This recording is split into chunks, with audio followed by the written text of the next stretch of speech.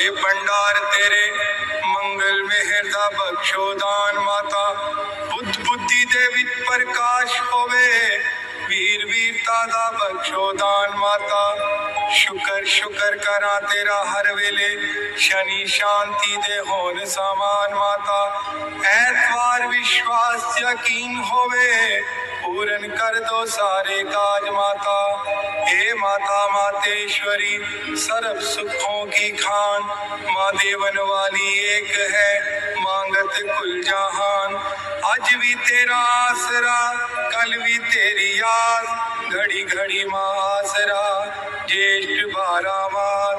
मेरी दाती के दरबार में सभी खड़े हाथ जोड़, माँ देवन वाली एक है मांगत लाख करोड़। ऐ सच्चियां जोतां वाली माता तुहाडी सदा ही जय।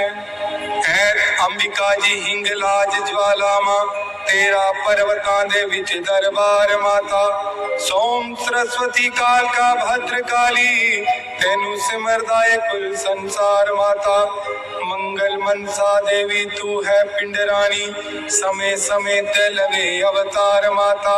बुद्ध वीरता दी बड़ी महान शक्ति, बग्गे शेर ते होवे सवार माता।